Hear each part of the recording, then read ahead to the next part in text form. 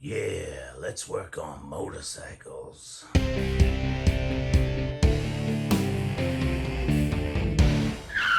Not that one. This one. So I got a couple of these little things. Got another one sitting over there. These are cool little bikes. 196 cc. Little Coleman. It's a CT200U EX. Got the headlight and whatnot. A little different than the other ones. Good little bikes. Fat tired bikes. Totally carrying that out uphill over rocks and stumps and whatnot. Now this one over here, that one runs perfectly. Starts right up, no problem. That was taken care of a little better. This one here I got from a guy. It was left outside. It looks a little dusty. Looks like it was probably beat a little harder. You can see the cord hanging out of it. But it's hard starting. It really just doesn't want to go when you give it the gas.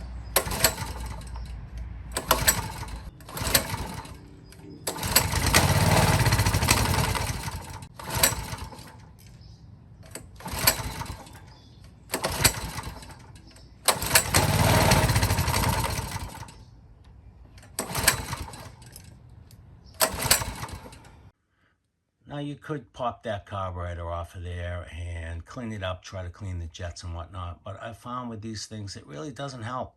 It doesn't work. And you know what? For $13.99 on Amazon, you can get a whole carburetor kit with a brand new carburetor in it. So we're just going to do a carb swap on this one. I'll worry about that pull cord later. But for now, let's just do a quick carb swap, something fun. For this, all you should need is a pair of needle nose pliers, a 10 mil socket, if you can find yours, and maybe a little carb cleaner, and that's about it. Step one, pop off your air filter. All done by hand, don't even need a tool. Come on out of there.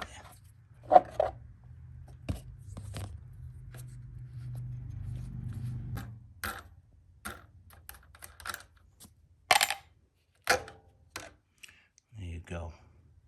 That's not all covered in oil and crap, so good to go. All right, now we're just going to take that 10 mil socket and pop off 1, 2 little nuts.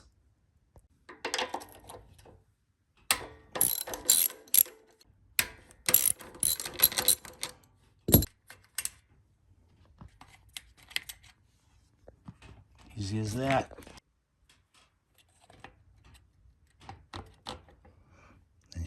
This right off.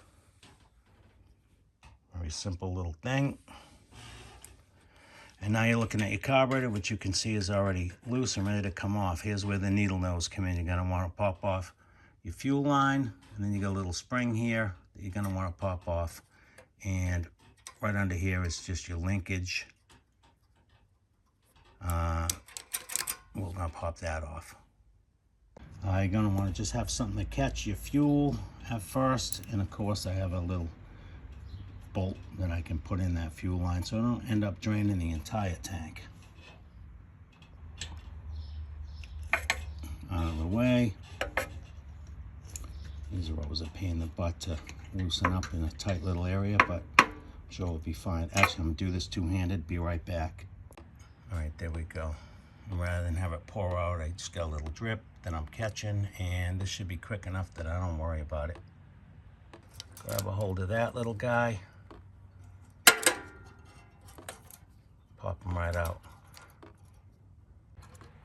All right, this one, you could just lift it right up and out. Pop your little gasket off so things will slide off a little easier. Come on now. Come on now. All right. A little hung up here, but just pull up on that a little bit and that'll come out. You should be able to pull that old thing right out of there. All right, we're good to go. And there is your gasket, still stuck down really well. You're not going to want to reuse that. The kit comes with a new one. But yeah, that gasket was really pressed on. You could tell that's original. All right, that's it. Now I'm gonna clean that up a little. Quick little shot of the carb spray. And a wipe down with a rag. Just make sure you're getting a good seal there. Pretty simple. And here we have a brand new carb and gasket. And look at that, can you believe it? $13.99. Can't go wrong. So basically put your gasket on there and slide that bad boy back on there. Slide on the next gasket.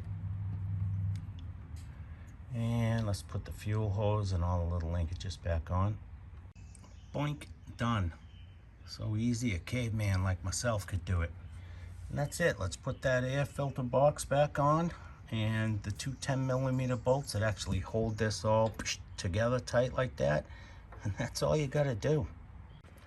All right, now my kit came with a new choke lever. So that's very simple. Just put the pin in there, pop it on there, and there is your choke mechanism. There we go. We're just gonna stick that on there. Make sure that that air breather hose goes into that little hole right there. It's a little crankcase breather there. Okay, that's on there. And you can see I have that hose plugged in right there. So that's good to go. Put the nuts back on.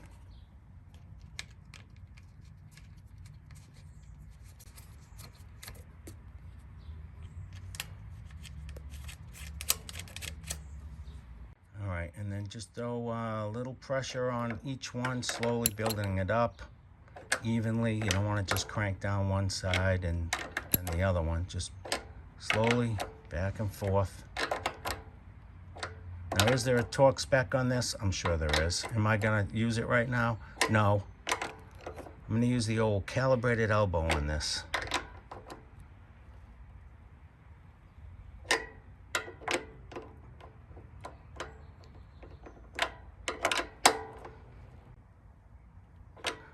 I have a pretty good calibrated elbow for this kind of stuff. All right, that looks good. Slap your air filter back in there.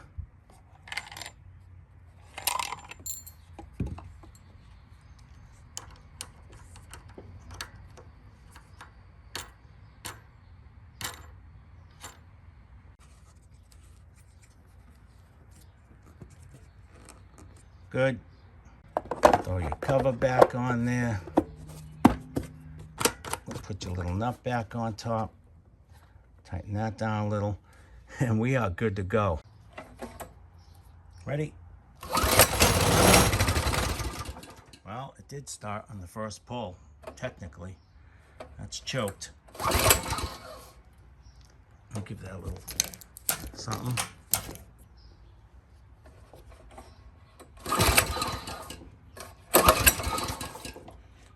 Choke off. Nope. Choke on.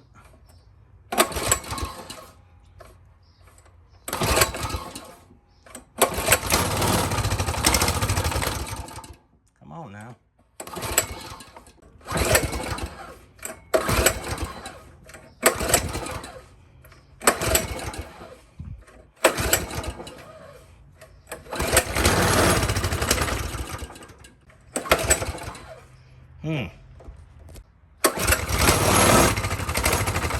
Come on now. All right, so here's where we're at. Got a new carburetor in there, brand new, and I have the same exact thing happening. So much so, to the point that I actually snapped that pull start cable right off of there. All right, it does start with starting fluid. I had already checked. I got a spark. You can tell this thing was left outside. This thing was abused. I do have a spark, and it does start on starting fluid, which means I still have a fuel delivery problem, and it's a brand new carburetor. It's adjusted. So I'm gonna have to dig a little deeper, but first thing I gotta do is pop this off and throw the cord back in it. All right, got the pull start back on. Actually better than before. It used to be hanging, swinging like this, but I got it in there good, nice and tight now.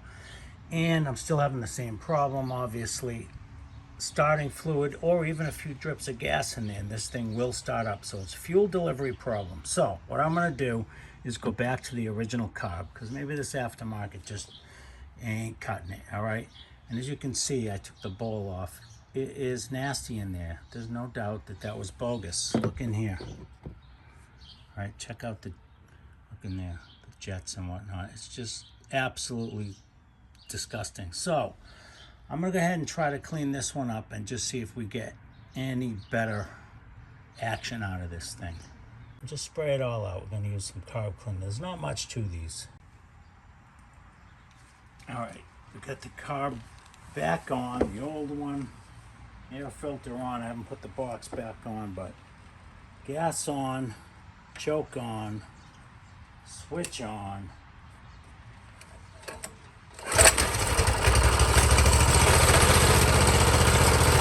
Here we go.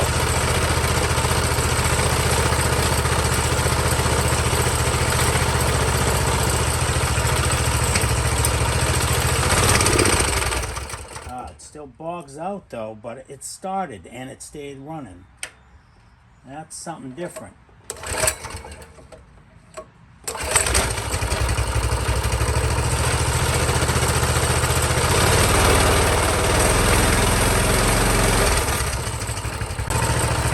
Seems to be running on choke all right.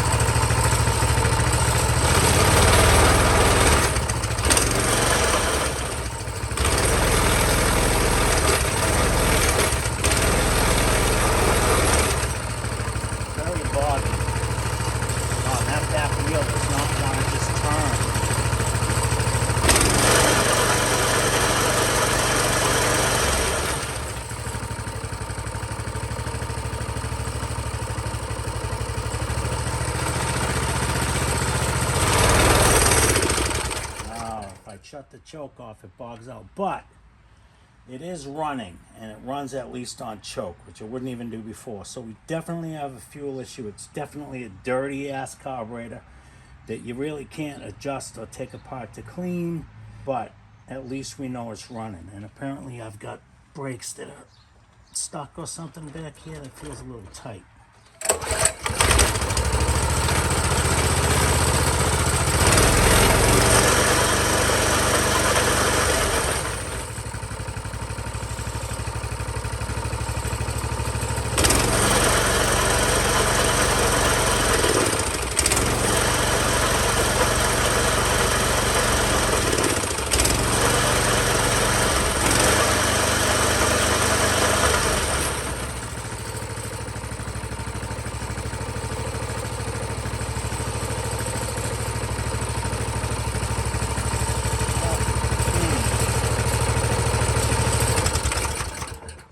Well, another step in the right direction.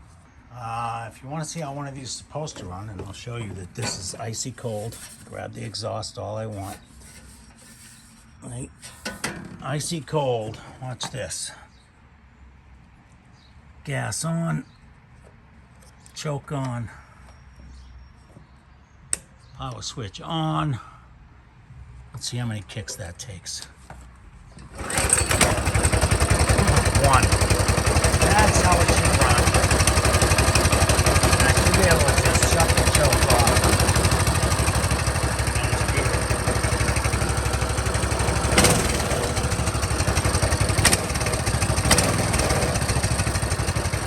This one runs great.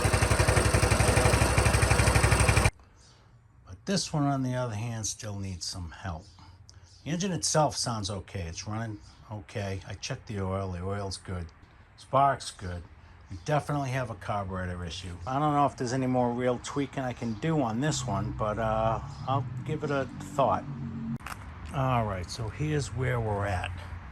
I thought about it, and I thought, why would this new carburetor not work? And then I clean out the old one, and it kind of works. And then I thought, you know what? There's probably, judging by how dirty this bike was and how much gross stuff was inside that bowl, I probably just plugged up the new carb too, right? So I took it apart, and sure enough, there was some sand in it. So I cleaned that out. That came out of this nasty gas tank. I cleaned the gas tank out. I put some fresh gas in it.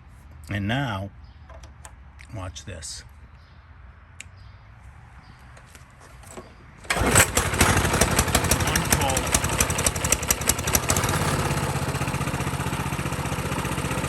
Perfect, full strong, runs great. It wants to kick right off. I did a little adjustment on the rear brake. I did a little adjustment on the throttle. The thing runs great. So, powerful, pulls my 190-pound butt right uphill, no problem. So what I'm going to do now is, you can see I got one foot peg and no foot peg over here. I did buy a new set. So I'm going to put the foot pegs on it, and I'm going to give it a bath, clean it up. Probably have to take a little steel wool to it or something, because again, this was left out, obviously. But I'll tell you, runs great, runs like new, and I got a good deal on that. These things sell for about 800 bucks brand new, and I paid a couple $100 for it. And it's really, if you look at it, it's not that beat up. It's dirty, but those tires, I mean, the tires, look, still have all the little prongs hanging off them. The thing's like new, tire-wise. Stickers are all still good. It's really no scratches on it. So I'm gonna clean it up, clean some of this rust off. That's a shame that somebody treated it like this. But you know what happened is, they bought this during the pandemic. Everybody had extra time, extra money, and they got things they weren't really that interested in, and let them sit.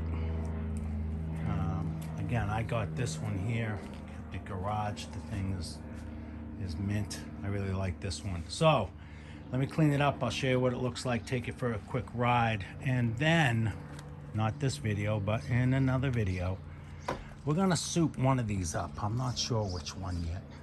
But we're going to give it all the high performance parts and do all the tricks to get these things going 60 plus miles an hour. And that should be fun. And that's why I got this one. So I think probably this one. I don't know. This might be the off-road. I don't know. We'll see. This might be the street bike. You know, little mini-me over here. I don't know yet. We'll decide. But one of them is getting souped up. That much I can tell you. So let's give this a bath, and then we'll go for a ride, and that'll do it for us. All right, there we go. Relatively nice and clean. Chrome looks much better. Looks good. Thing looks pretty minty. Let's take it for a quick spin.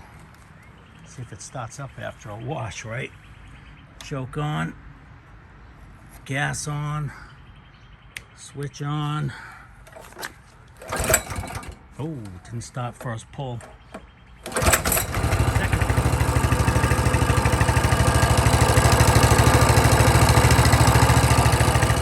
Nice.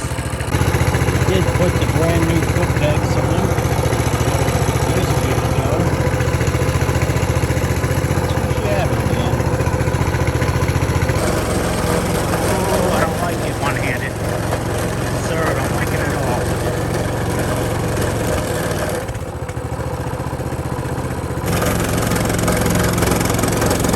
All right.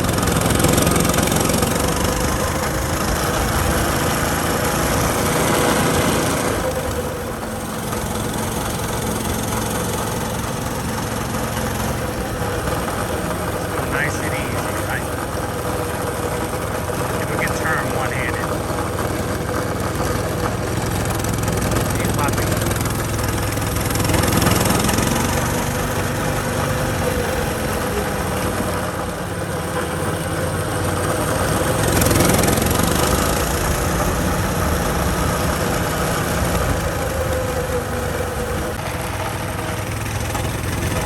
Enough of that, you get the idea.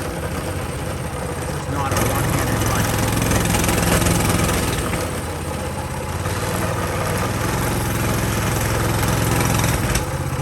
Alright, park.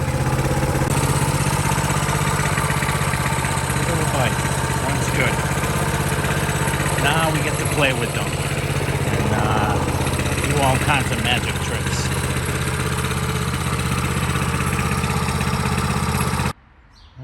wraps it up. Both of these run perfectly. Look pretty good. That one looks better. It's in better shape. But not bad. A little more elbow grease. This one will be just about perfect. Couple little nickies, a couple little spots I gotta hit with some steel wool or something, but pretty much minty.